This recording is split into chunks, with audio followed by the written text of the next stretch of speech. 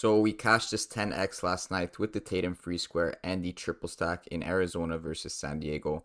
Beautiful 11x there because Tatum is a star player. So we get that 5 into 55 instead of just a 5 into 50. And honestly, overall, it could have been an amazing day. This is another slip I sent to the Discord. Could have been a 10x. This guy Tyson got a 70-yard touchdown near the end of the fourth quarter for absolutely no reason to go over that receiving yards. And then we also had another bad beat here on Raphael. He should have got 6 at bats. He only got 4 because he ended up getting subbed out. And then we have the other slip on the YouTube video. The only one that hit here was PJ Washington. I was going for a high pace and a non-blowout game. As you guys saw last night, that was the complete opposite. There was not even 200 points last night in the game, and it was a bit of a blowout, and the starters didn't play within the last 6 minutes. Despite that fact, they honestly almost cleared their props here. So Tatum and Drew were still 1 assist and a 1 point off, which is pretty impressive considering the fact of how bad the game state was. Then you have Doncic on that 1 assist. That's just an anomaly, guys. It's not going to happen again, but we're sports betting here, and it just so happened to happen last night. Other than that, the protected play was looking very good. If you guys checked the slip at like 8 p.m., everything was looking good except for Alicia Gray. She had a very good first quarter and second quarter. She ended up clearing by just 2 points here, and same thing with Brianna Stewart. She had like a pretty decent half, and then she ended up having a better second half. So those are the only 2 players that missed. So overall, we put in 3 units. We got 11.4 back. That is a profit of 8.4 units on last night's YouTube pick. So I have another 3 slips for today because it is Flex Friday. So I'm going to be giving a full 6-man. So hopefully you could turn in that 20 into 500 or whatever your Flex Friday amount is. You know, some people it differs. I don't even have Flex Friday anymore because of my limits. But anyways, we're going to go to the board. I'm going to build a 6-man and I'm going to be building 2 4-mans. So let's start it off with the 2 4-mans and then end it off with the 6-man. I'm actually going to be going over to CFL. I'm not going to act like I watch CFL on the daily. I don't really watch it at all, honestly. What I do know is how correlation works in football. It's the same thing as in the NFL. When a quarterback is going over his passing yards, it is more likely for the wide receivers to be going over their receiving yards. So in this case, I do want to go with the Calgary quarterback and pair him up with one of the wide receivers. And the way I'm going to choose which wide receiver I want is basically by comparing these lines to sportsbooks and underdog. And that's how I'm going to choose the direction and which specific player I want. Check Jake, for example, right away, you're going to see set at 250.5 passing yards on underdog. On Prizepicks, we're getting at 245.5. So that's 5 extra passing yards of advantage. Now that's just one data point. We're going to check another one here. You're going to see again, Jake Meyer set at 251.5 on Bet365. Again, we have him at 245.5 on Prizepicks. That's 6 yards of advantage on Prizepicks. So right away, you should be thinking, okay, the over is definitely to play here. We have him at a low point on Prizepicks compared to the sportsbooks. So let's just top it off with DraftKings and compare it here. And again, he set at 250.5. So definitely, the over is the play on Jake Meyer on his passing yards. Now for the receiver, we have 2 options. These guys are both going to be main receivers. You can see the receiving yards are quite near each other. I mean, Reggie probably gets overall more receiving yards on average. But no matter what, both these guys are going to be very correlated with the QBs. So let's see which guy is actually valued better by comparing it again to the sportsbooks. So Reggie set at 70.5 on underdog and Markin set at 52.5. If we compare these lines to Prizepicks, we're getting 3 yards of advantage on Reggie, while on Markin, we're getting that same line compared to underdog. So right away, I'm thinking Reggie is the better play. But if we check the sportsbooks too, Reggie is set at 71.5. So again, we're getting points of advantage. And Markin, we are not getting any advantage. So of course, Reggie is the play and he is the main receiver. So that's even better. Let's just go to DraftKings once again and check him here. So he's actually set at 65.5 on DraftKings. You see how DraftKings is kind of the only one that does not agree that this should be at a 70 line. He's actually lower on DraftKings than he is on Prizepicks, but the other 2 books are telling us that he was too high. So at 67.5, honestly, I'm comfortable with it, especially because he's that main receiver. But then once again, Markin set at 52.5. So everyone agrees that 52.5 is a good spot for Markin.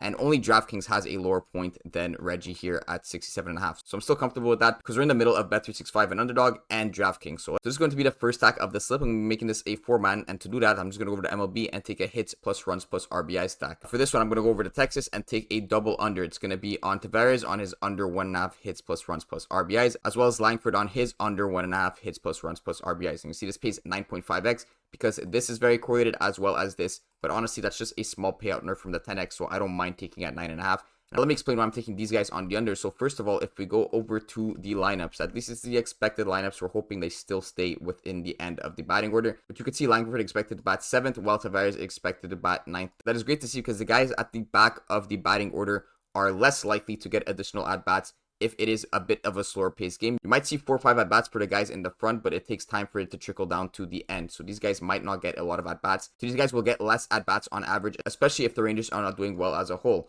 On top of that, of course, they're next to each other in the lineup. They will be batting within the same innings, which means if no one's getting on base, it's less likely that Tavares is running in Langford and things like that. I've explained this in every single video, so I'm not going to get too in depth. What's also very important is the juice on both these players. Go over to Texas Rangers and check the total hits plus runs plus RBIs props. You're going to see Langford does have juice towards the under at -125. And you're going to see the same thing for Tavares. Also has juice on the under at -125.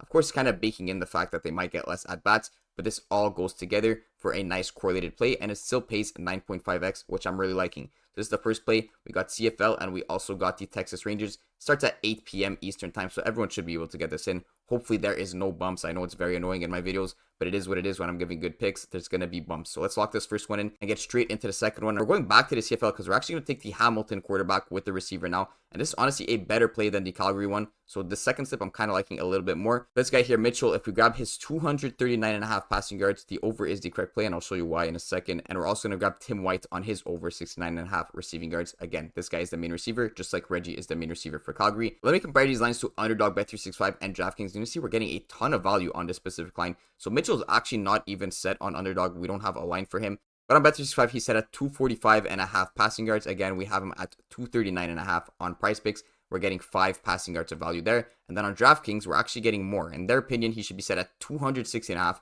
which is absolutely crazy. If I was on DraftKings, I'd probably rip this under because I have 2 other data points saying that he should be closer to 245. I don't know why he's set at 260.5 on DraftKings, but assuming DraftKings is right, well, then we're getting a crazy amount of value. That's 20 passing yards of value compared to DraftKings. Of course, that is great to see. Now for Tim White, we're also getting great value. He is on Underdog, set at 75.5.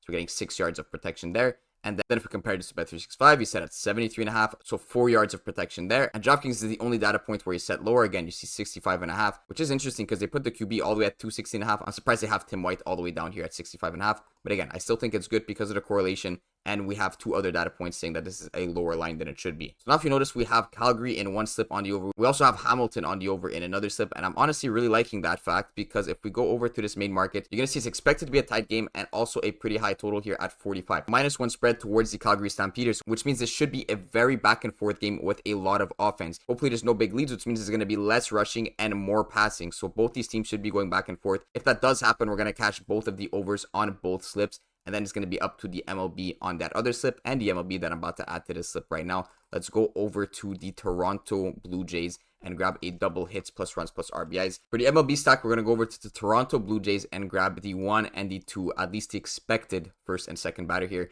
That's going to be Danny on his over 1.5 hits plus runs plus RBIs, as well as Davis on his over 1.5 hits plus runs plus RBIs. What we have going for us is that these guys are expected to bat first and second, as I just said. This is great to see that these guys are expected to bat first and second. This is the expected lineup, so hopefully it does end up getting confirmed as this, because if it's not, that doesn't really help us, because obviously the guys at the first and second batter are the most likely to clear the hits plus runs plus RBIs because they're more likely to get the most at bats. So if they end up being shifted downwards, or one of them ends up being shifted downwards, that is going to be problematic. So hopefully this does end up being the order, or at least a 1-3 if there is going to be any shifting. Now first and second batters are pretty much one of the most correlated combos you could go with. You know, something like a 1-2, a 1-3, 2-3, 2-4. Those are basically one of the most correlated combinations you want to be going for. So that's exactly why I'm going for this.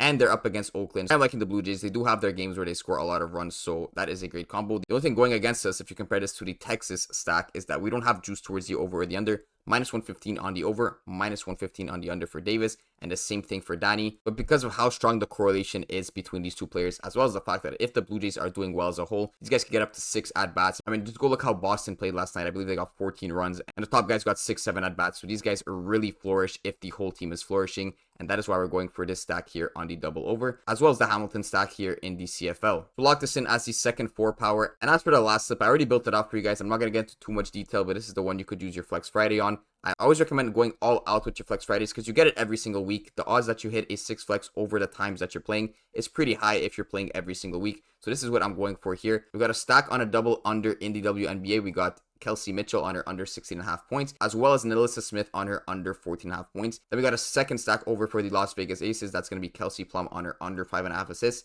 Stacking that up with Jackie Young on her under 19.5 points. We got Chris Morrill on his over 1.5 hits plus runs plus RBIs, as well as Cody on his over 1.5 hits plus runs plus RBIs. Again, I'm not going to get into too much detail of this slip, but you could lock this in for your 6-man Flex Friday. Good luck, everyone.